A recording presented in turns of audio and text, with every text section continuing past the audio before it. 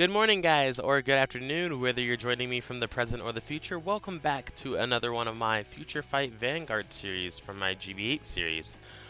Today we are going to be talking about the Tachikaze GB8 deck. This deck was really unexpectedly fun when I played it. It just threw me off guard a lot.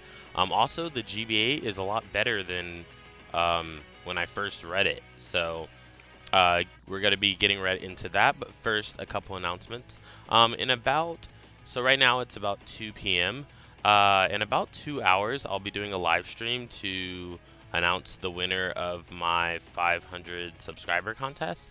So make sure you guys, if you're interested in that or if you're in the contest, tune into that so you can see the winner. It's going to be, I think I'll make it about anywhere from 30 minutes to an hour. I'm not really sure how long I'm planning on doing the live stream for because I have to figure out like how the live stream on YouTube works. But yeah, I'm gonna be doing that. Probably this video will probably get released around 3, so I'm gonna be doing that, and so tune into that, guys. But yeah, let's get right into the deck. So we're gonna unflip our G units.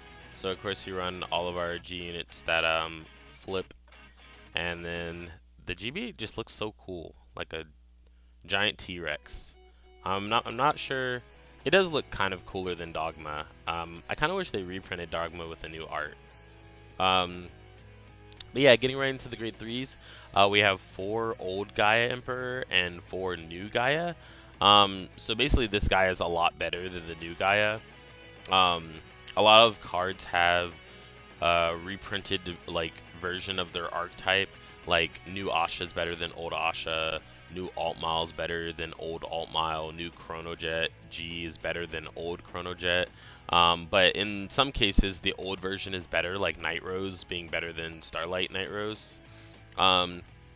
So the original Gaia Emperor is better than the old one, and it has 3 abilities.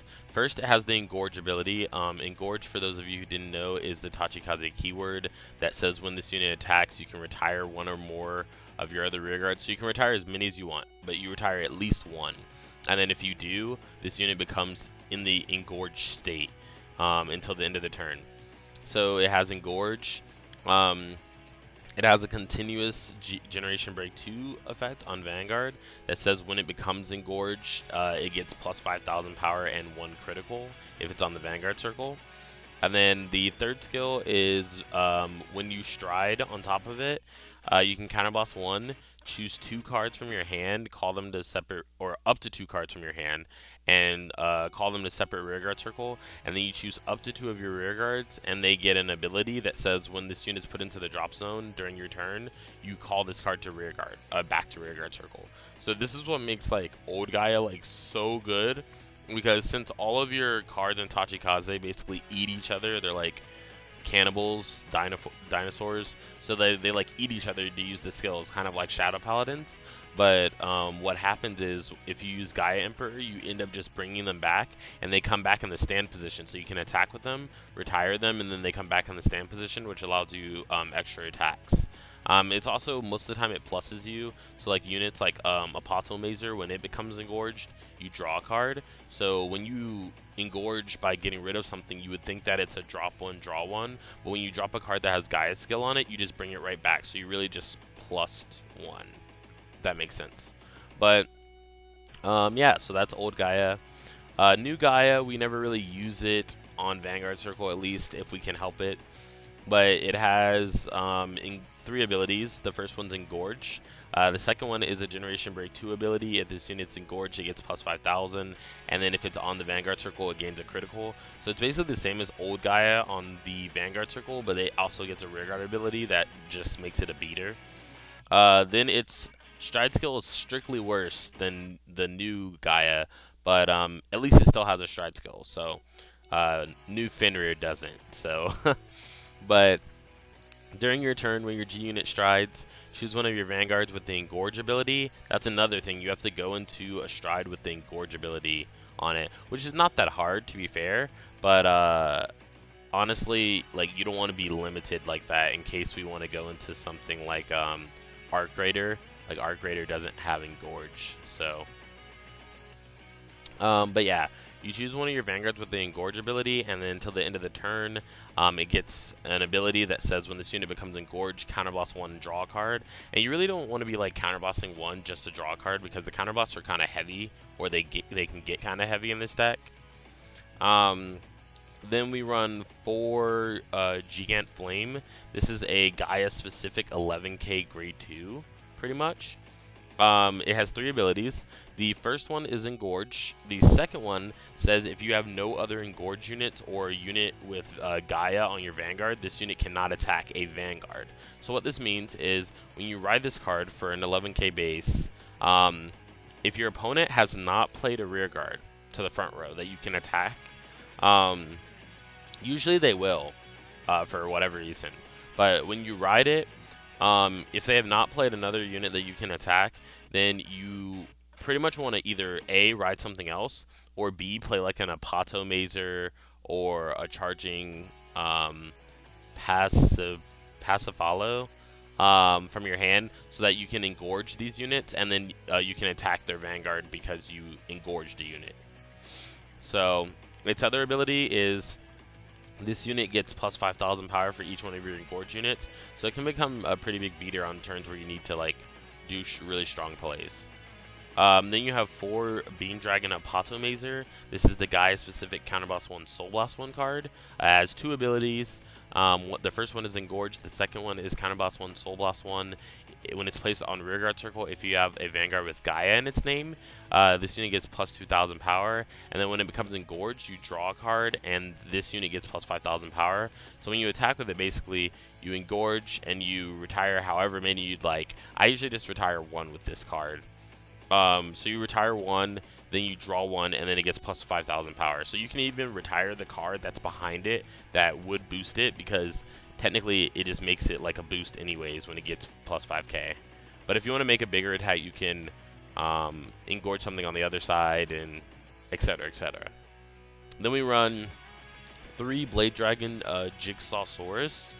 So what Jigsawsaurus does is you counterboss 1 and choose another one of your rear guards and retire it when this unit's boosted. You can do the ability, and then you choose one of your opponent's rear guards and retire it, and then until the end of the turn, this unit gets plus 5,000 power, and it gets an on-hit skill that says on-hit draw a card. So basically, I like using this in conjunction with the stand trigger, Sheer Magnum, because it makes for really, really good columns. And by really good columns, I mean 19 by itself, but if you boost it with a stand trigger, like, you're really just expecting a 13 out of it. But when you boost, you're able to use the skill to counterboss 1, retire this, and then you retire this, you draw a card, so you're drawing a card for it, and you're retiring one of the rear guards, so it's a really good combo. We run 4 Prison Birds, the Stride Fighter, pretty self-explanatory. 4 Flip PGs, our counterboss are important to us. 4 Cold Dragon Freezer Nicks, our counterblasts are also important to us. That's a reason why we run this card. But another reason why we run this card is because it's really good fodder for just dropping and getting your resources back. So whenever this card is put into the drop zone from Rearguard, if you have a Vanguard with Gaia in its name, which you always will if you're in the Stride, if you're in Generation Break in general, you should have a Gaia Vanguard. And then choose one of your units that gets plus 2k, and then you countercharge 1, soul charge 1. Pretty good. You can even fuel stuff like this. Pato Mazer makes a Pato Mazer free. Just stuff like that. So then we run 3 Impulse Dragon charging Pacifalo.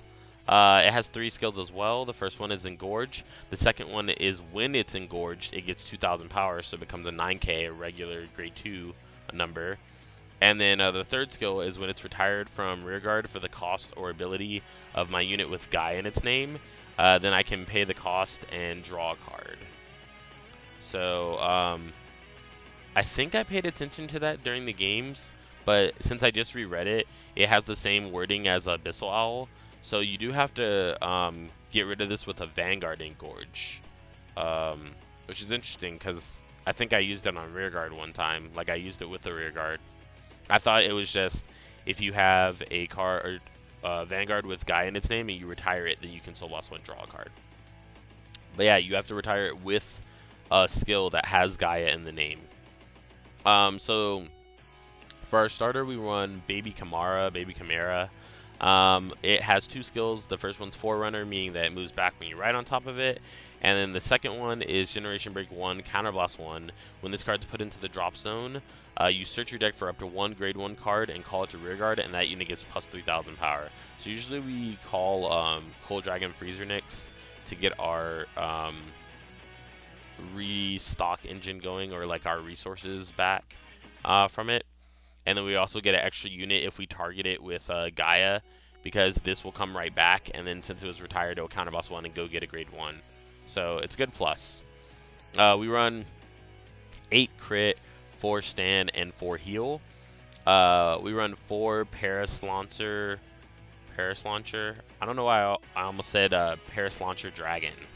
I guess I'm just so used to saying Dragon for every card. But this card is Cannon Fire Dragon Paris Launcher. So this is the Gaia specific crit where you shove it into the soul when your Vanguard with Gaia attacks. Shove it into the soul, draw a card, and then your Vanguard gets plus 5,000 power until the end of the battle. Then we run Black Cannon Tiger because it is a crit trigger that goes back to the deck. It also kind of thins out your deck a little bit, because when you when the attack hits that this unit boosted, you soul charge 1. So that's what I mean by thinning out your deck. As long as you don't soul charge a trigger. If you soul charge a trigger, put back a trigger, it didn't really like thin out your deck.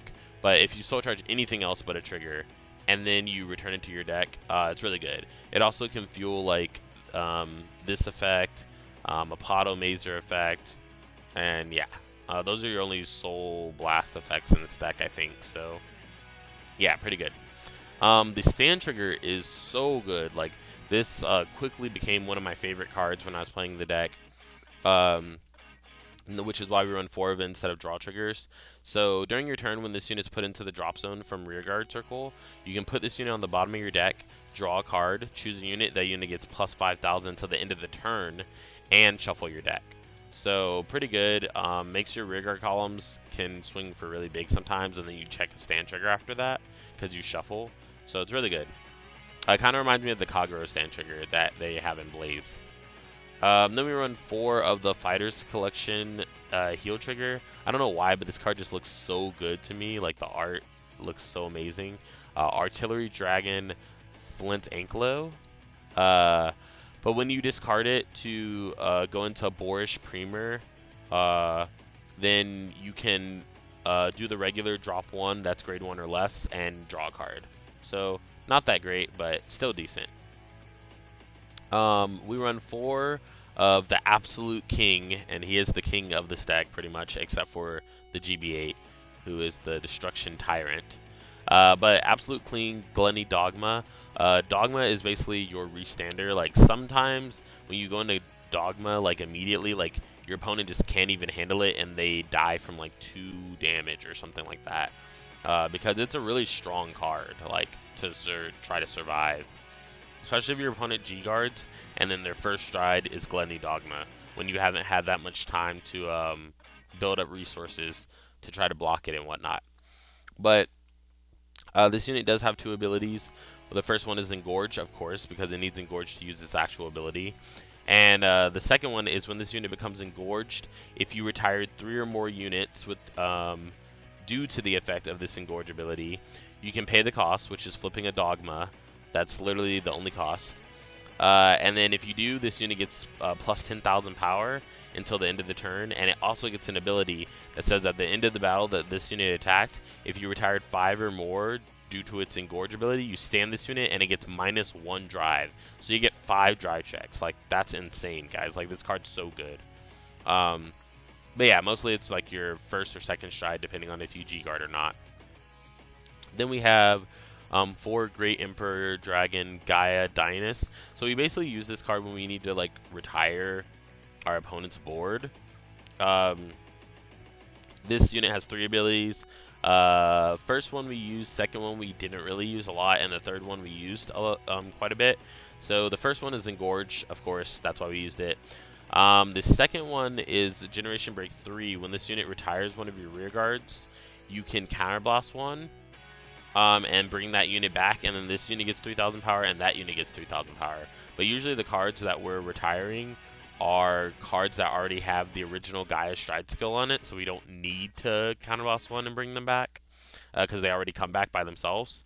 But then Gaia Dynast says when it becomes engorged, you can flip a copy of itself, and then you choose one of your rear guards. All the rear guards in that column get retired, including your opponent. So, like, if you have something on the left side of your field, like a setup, a grade 2 and a grade 1, then everything, even across the street, as someone calls it in my area, gets retired. So right across from it, the entire column gets retired, which is really good. And then you countercharge one as well. So that helps fuel a little more of your effects. It makes this effect pretty much free if you don't use, it makes it more than free if you don't use the Generation Break 3 ability. So fuels your Gaia on stride skill and stuff like that. So then we have one of the GB8, Destruction Tyrant Volcanine Tyranno. So it has two abilities. First one is Engorge. The second one is Generation Break 8. Whenever your rear guard is retired, you choose one of your opponent's rear guards, retire it, and then you choose one of your rear guards, and until the end of the turn, that unit and this unit gets plus 10,000 power. So what I didn't notice before when I read the card the first time through, is that whenever your rear guard's retired, first of all, you retire one of your opponent's rear guards. That's already really, really good. And then the biggest thing that I didn't notice about this card's ability is that it affects both units, the Vanguard and the rear guard that you select. I thought you just choose one of your rear guards and it gets plus 10,000, which is not really that strong. But if you're in the process of attacking with Vanguard, you can give Vanguard 50k if you retire all 5 with your Engorge ability. And then depending on what skills there are, you can also put this skill on standby, bring all of your cards back, or the cards that come back with abilities, and then choose them and use the skill to stack them up to really big numbers. Then we have one Arc Raider, usually our first stride if we are not Generation Break 2 by the time of first stride. This card's pretty basic.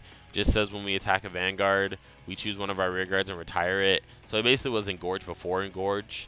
But you choose one of your rear guards and retire it when you attack, and if you do, this unit gets plus 10,000 power, or sorry, plus 5,000 power, and an on-hit skill that says choose one of your rear guards and retire it when this unit hits. So pretty simple. Sabreeze for shenanigans of our opponent. You guys should know this by now. And then we run 2 Bourge Premier, 2 Blockade Ganga, and 1 Demorph Phalanx. So Bourge Premier is our new G-Guardian from the Fighters Collection. It's not that bad, actually. When you put it on the guard circle, you can flip a G-Guardian, and if you do, this unit gets plus 5,000 shield for each one of your open rear guard circles until the end of the battle. Now, sometimes this is really good, and sometimes it's not, because a lot of times you want to try to keep advantage on your board state with Gaia, which means that you won't really have that many open rear guard circles. But if you're against something like Kagero or Shadow Paladin or something that can like control your board, this G-Guardian becomes a little better. Blockade Ganga is an amazing G-Guardian, in my opinion.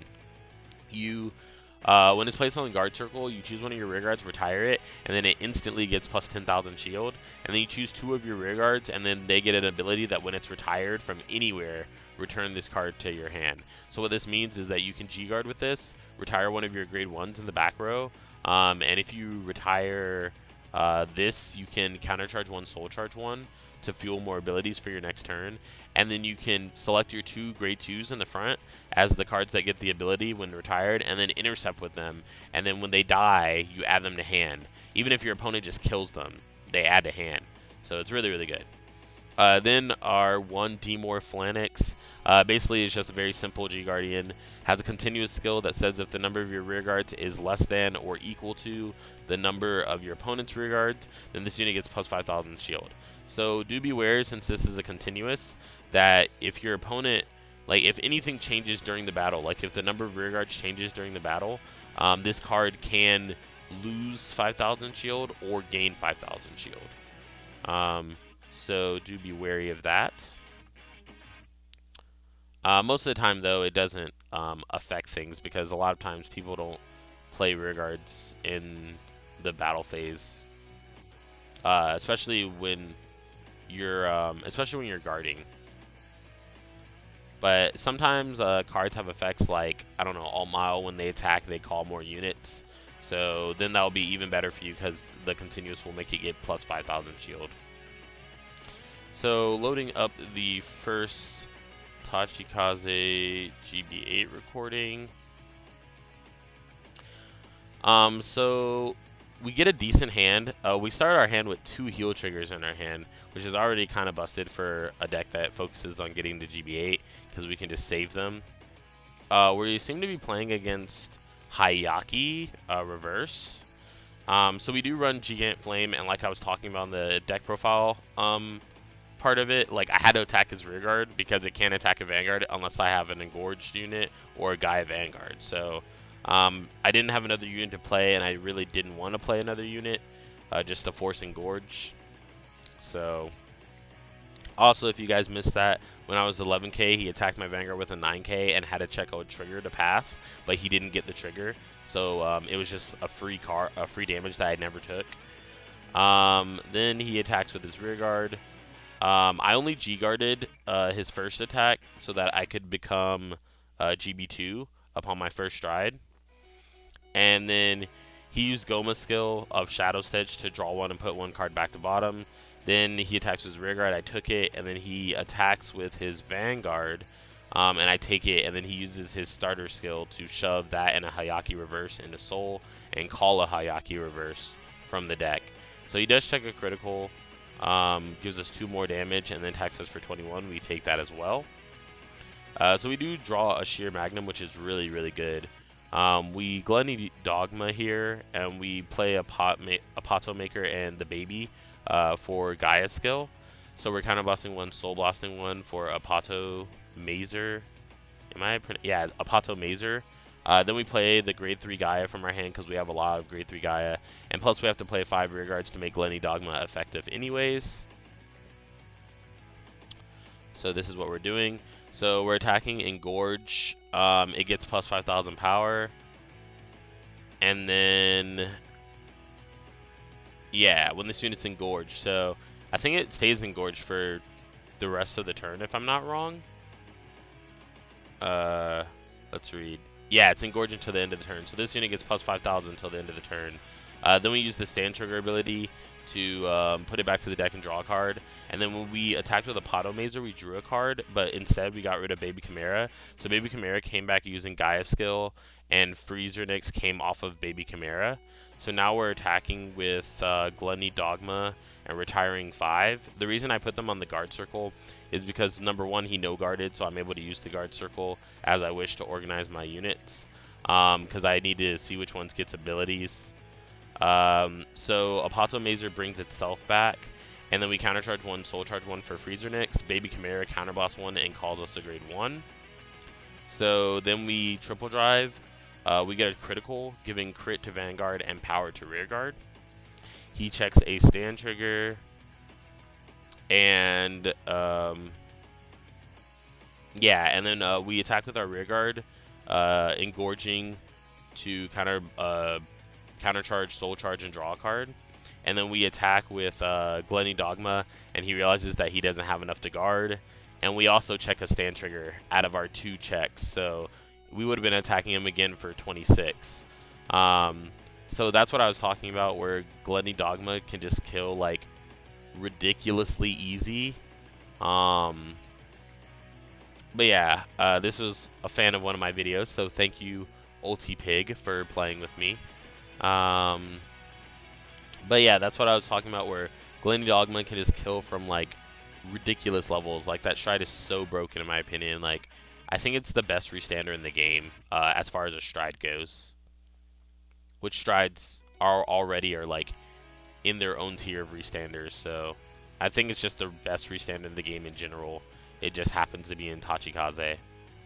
So then we have Tachikaze GB8 2. This game, it looks like we're playing against Chaos Breaker, which is interesting. We we ride a grade 1 and we attack him. We do check a critical, which is pretty sack early on. But he checks a heal and heals out of it. And we need a grade 2, so we G-assist, unfortunately, but we whiff the G-assist, and we don't get a grade 2. So we just decide to stay on it, which I was really sad that it's like, always when I don't have the grade on Cardfight area and I take a damage, it's always the card that I need. But then we take a damage and we actually top deck a grade 2. We're able to just attack and get an extra card without G-assisting, which is really, really good. And then at this point, he attacks us, stays on grade 2, and we no guard. And then, which is pretty funny that we had a G-assist and we were really behind, but now we're the ones Sabreezing him. So we Sabreezed him. We didn't use Gaia skill because there's no Engorge abilities that would make it worth it. We want to draw some more rear guards, so that's the reason why I played these 2 Gaia crits out on the field. So I put them in a soul to get Vanguard plus 10 and draw 2 cards. And then I checked 3 cards, and none of them were triggers. But at least we got some good rear guards. He goes into Chaos Bringer, Counterboss 1, and locks my back row. And then he uses his starter to search a Zinc. And then he's using Colony Maker now to Counterboss 1 and get the Limit Break Enabler. And now he's using his last Counterblast to Counterboss 1 and use Universe skill. So we locked and put it in the front. But unfortunately, because of like what he just did, he doesn't have a counterboss for his Chaos Bringer, or his Chaos Bringer, so he didn't account for that, and we did. So we used that final counterblast. I was like, for him. But we guarded with a 10k. Thank goodness he didn't double crit us, because I'm so used to getting double crit in Chaos Bringer decks. So he tries to use the effect during main phase. He can't use it because he doesn't have a counterblast to use.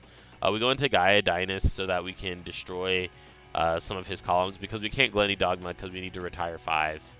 So Gaia Dynast is the next best thing. We do play a Sheer Magnum on the rearguard circle that's open in the back.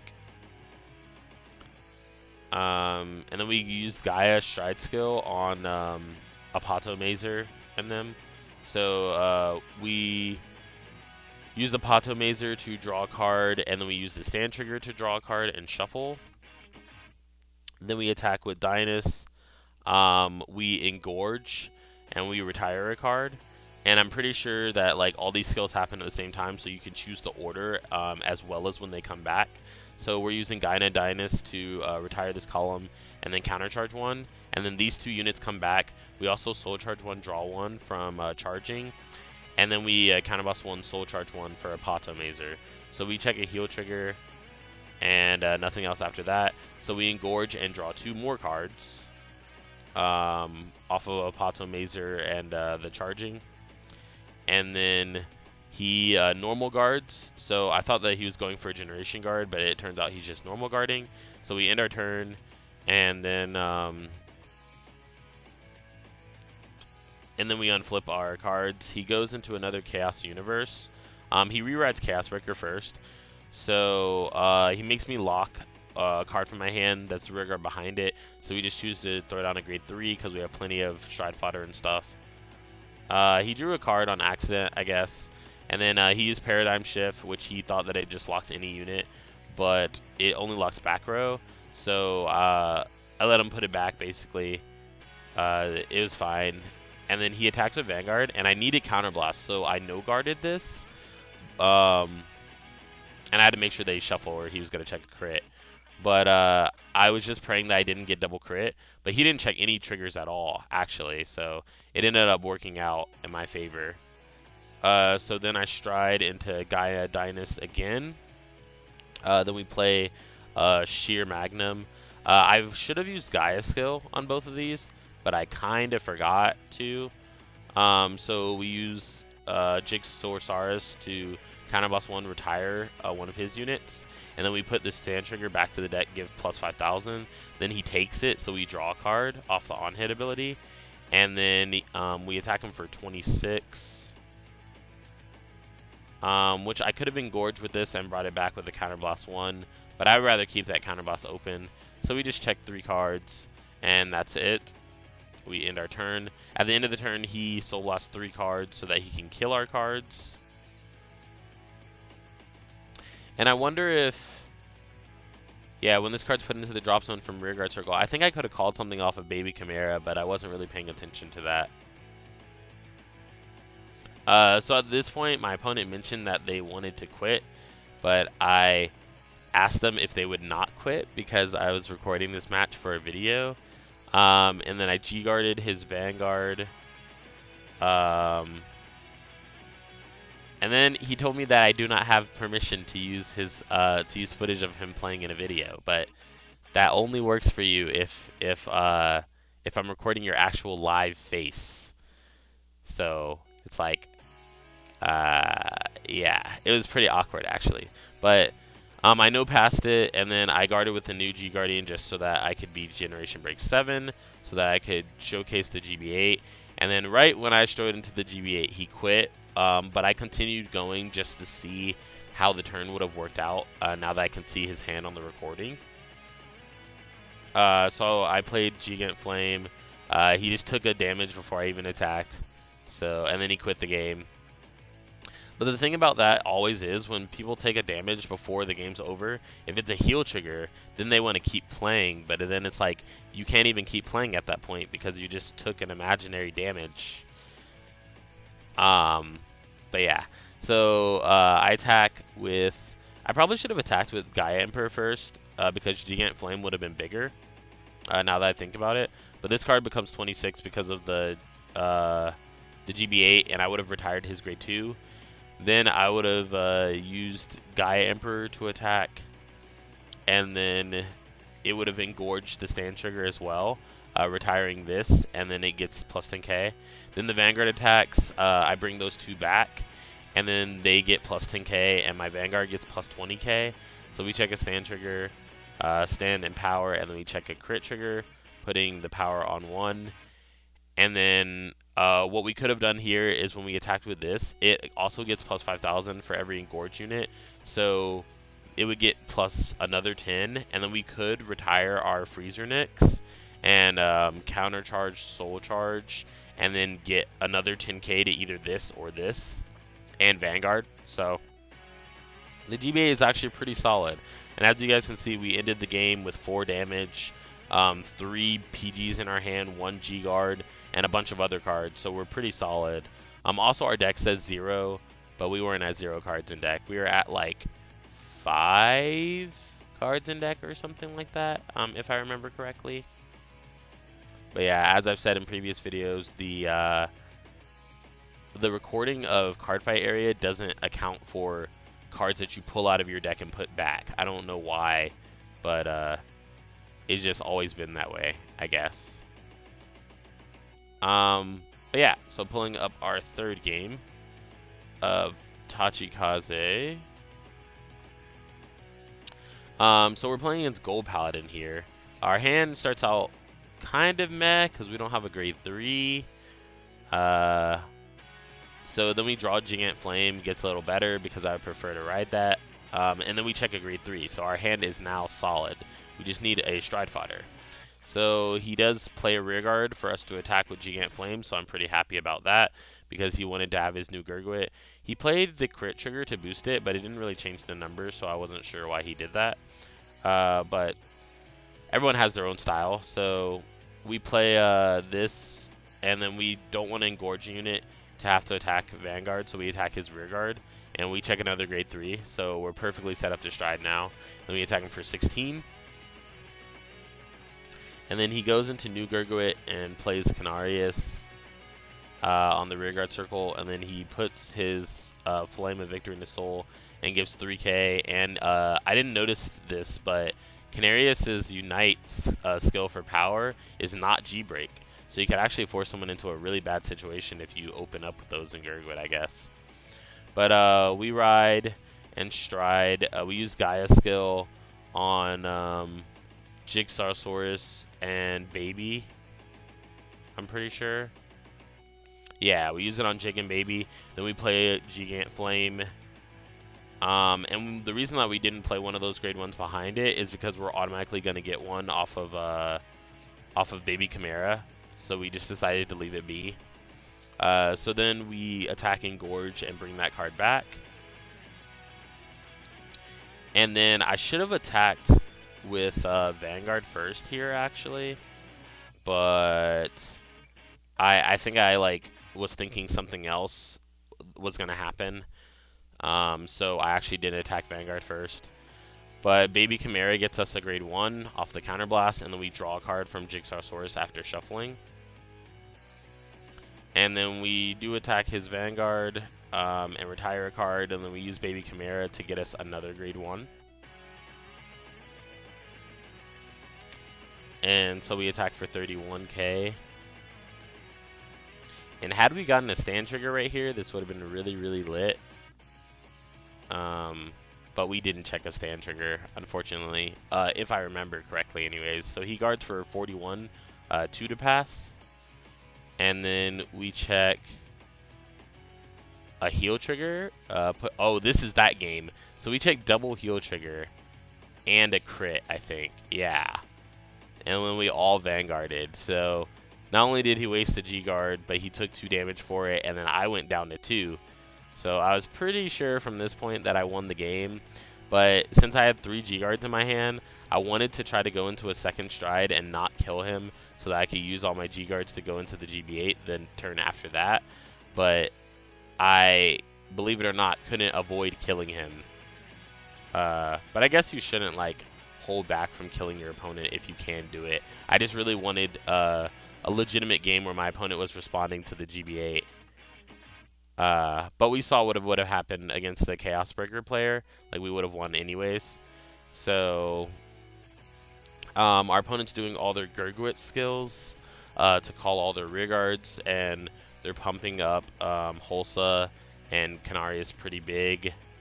He's also doing like a bunch of random switching that he's not really supposed to do by the rules of Vanguard, but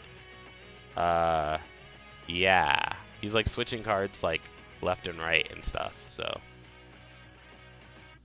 but I was like, whatever, because on area, when people don't know how to play, like explaining to them how to play is a lot more difficult than just letting them continue. And a lot of times it's like a really negative response that ends in them leaving. So I just decided to let him do his own skills so that we could finish this game out. But then after the game, I did talk to him and tell him about his skills and stuff like that. So he attacks us for 42. We do G-Guard because I don't want to get double crit by the Gurguit stride. And also I wanted to countercharge 1, soul charge 1. So we choose the 2 grade 2s for the skill, and then we intercept, making it a 46k shield, and then the grade 2s return to our hand. Also, the other reason for doing that is because we would have had a stride with 3 grade 1s in our hand, assuming that we draw a grade 0, and we did not want to do that. So I asked him if he discarded for Gurguit skill, even though it's supposed to be during the main phase. He thought he discarded that card, but he discarded that for Canarius' skill. So we no guard the Vanguard, and he proceeds to his checks. He checks 1, a grade 3, checks 2, a grade 2, and checks 3, a stand trigger. He stands his Canarius. And then he's doing the Paramore skill, but after the drive check. So I was like, what? It's just like, forget it. I'll tell him after the game, I guess. But it would have changed his drive checks, and that's why it affects things. But then he attacks us for 29. We just no guard it, and then he attacks us for 11, and we guard with a 5. And then we draw. We use 2 cards to stride into. Now, I wasn't trying to kill him, so I went into Gaia Engorge, but there was no way for him to actually survive any stride that I went into unless I just didn't attack, and that would be stupid. So, unfortunately, I had to kill him here because he legitimately only has 10k shield in his hand and 2 grade 2s on the board. So we did play a column, and then we attack him for 11k. which he guards with one of his 5Ks. Then we attack him and counter boss 1 and retire. And then we select his Hulsa and retire it, and then we Soul Blast 1 and draw a card. So where were you, Stride Fodder, before I discarded 2 cards of Stride? But then he just takes it, and had that been a heal, we would have drew a card off the on-hit skill of Jigsawsaurus. But yeah, but that has been the GB8 Tachikaze deck. I hope you guys enjoyed it. Like I said, in about an hour, check out the live stream for the 500 subscriber giveaway, and check out all the crazy stuff going on in the description down below. Like, comment, subscribe. Let me know what you thought. And with that being said, I'll see you guys on Thursday or in the live stream, depending on if you're coming to the live stream. But if not, I'll see you guys regularly scheduled for Thursday. Have a great day, guys.